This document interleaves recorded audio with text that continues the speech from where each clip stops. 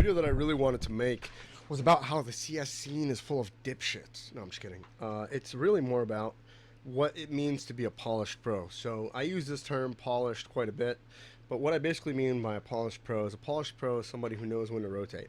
Okay, polished pro is somebody who knows when to play a one and done. A polished pro is somebody who knows when not to play one and done. And I mean, you can see this in a lot of players. So players have mechanical skill, right?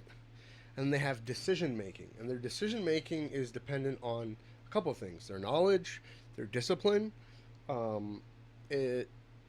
basically their risk taking tendency sometimes, or their passivity. So a lot of players know, okay, so technically what the expected value of any decision that they would make would be, and or they should know, or they don't put it together. Sometimes it's a discipline issue. Sometimes players know, okay, we have the man advantage, we shouldn't be pushing, but they push anyway.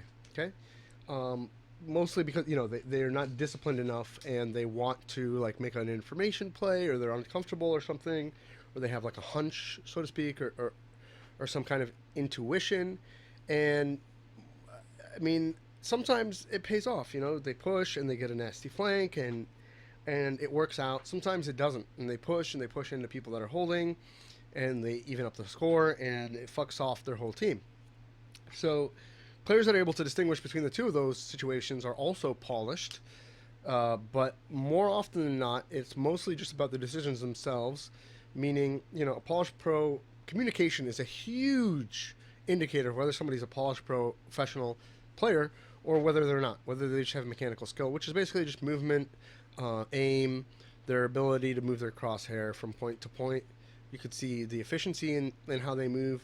You can see that players are able to accurately flick from one area to another area in their crosshair placement, or even when they're aiming an opponent.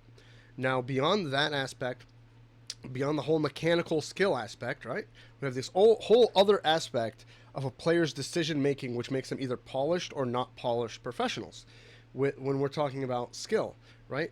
So we're talking about whether a player knows how to rotate properly, like we said, when they know when to push, if they know when to flank and when not to. This is extremely important. When to contain instead of flanking is extremely important. You see a lot of unpolished pros get on a nasty flank and they keep flanking, and nothing comes up of it. And really great players know like Flusha, like Snacks, who will flank CT side, know exactly when to contain, and then know, based on the information their team gives them, know exactly when to start flanking and to basically win the round. Olaf does this too, very, very well. So, and get right, obviously.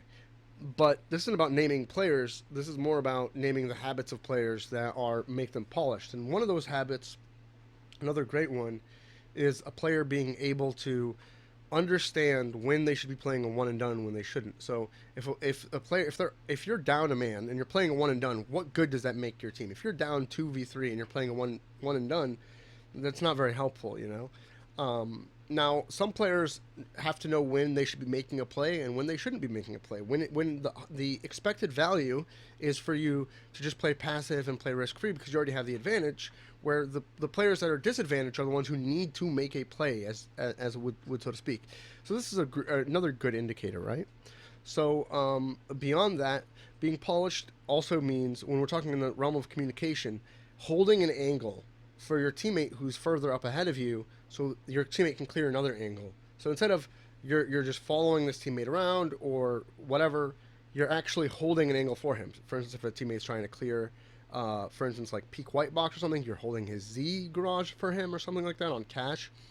You would be holding the B Inferno corner for him if he's trying to clear sandbags. If you don't have a molly, you're holding the CT spawn corner if he's peeking into sight or something. So all of this can be kind of coordinated almost automatically if you have polished enough teammates, okay? Where you don't have to hold their hand and tell them what to do. Beyond that, beyond just the scope of holding angles, is also the use of utility. Holding the hand of a teammate is basically when you have to ask your teammates, okay, well, do any of you guys have flashes? Do you guys have mollies? They should already be offering those things up. They should already be giving that information. I've still got a molly and a flash. Like, I can flash you up highway. Oh, I can flash you out A main. This is what it looks like when you're playing with a polished pro, as opposed to just some dumb fucking pugger who has a bunch of mechanical skill and nothing else to show for it. Also, another huge thing is when you're solo site, not to be pushing around. Why? Because it's such a huge fucking risk. If you're playing solo site, so you're the B player and there's two guys on A, on Inferno, it's like a 3v3, let's say, or something, right? I mean, yes, you say like, I need to make a play.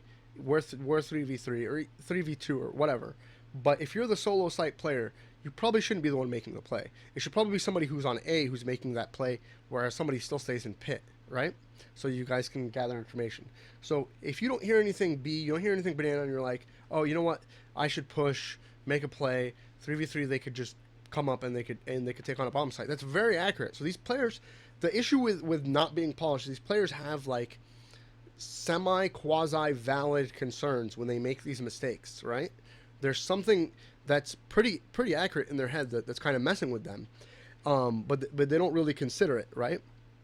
And instead of really going after that thing, they make the mistake of, let's say, somebody who's solo site on B, like I said, pushes down banana, and what would end up happening is they end up dying, and now the terrorists have banana for free, and now it's 3v2, and the CT is pretty much, you just lost your team around 100%. Like, unless you have two godlike players on your team, you pretty much just lost your team around by doing this, right? Another example of something that's a polished player wouldn't do, or what a polished player would do, is, other than using your utility, clearing angles, holding angles so you can clear them, communicating this, is just the rotation aspect. Knowing who should be rotating, upon what context you have, and upon when you should be rotating, right? So knowing, okay, I'm solo, I shouldn't be rotating now. Okay, I'm playing this rotator position, I'm highway, maybe I should be the one. It's kind of like a chain link, right? So it kind of moves. It's kind of like a zone defense. I don't know if you've ever played any sport in your life, like football, basketball, lacrosse, hockey, but it's kind of like a zone defense, okay? So when one person gets beaten, everybody else kind of has to shift over to compensate for that, right? So the same concept exists in Counter-Strike, okay? Same as basketball, same as lacrosse, where you're getting somebody to shift over from the defense to cover for that other person. Now, that's obviously over the long-term span of a round, and in basketball it's within a few seconds. But anyway, beyond that, a very polished player, more than anything, knows exactly what's going on around him, how many people are dead, how many people are alive, and what they need to do to basically make the most successful percentage play that they could be making. Now, this is what's textbook, right? So you can also go against this and be in what's called the field of counter meta. But not being counter meta doesn't mean that you're like, oh, I'm a polished pro and I know all the right decisions to make, but I'm doing something counter meta, right? It takes also being polished in the sense of knowing your opponent to know that the counter meta play that you would do, the anti-textbook play that you would do, is actually a higher value play against your particular opponent than what the textbook play would be, because you have inside information. So that's the second step to this, right? So the second step to this is, yes, I broke one of the rules or the fundamentals or the textbook ideas of what you should be doing, but the reason why I did it is because I have really solid inside information that, this team does this and yada, yada, yada, or this information was given to me, so thereby I could instead break that rule and make a higher successful play because of the information that I have. So that right there is like the cherry on top when it comes to being a polished pro. Those are my thoughts on what make people polished pros and what make people not polished pros. There might have been something else that I forgot, but this was all done off the cuff, really. And if I remember some other aspect that makes somebody polished, I'll be sure to include it.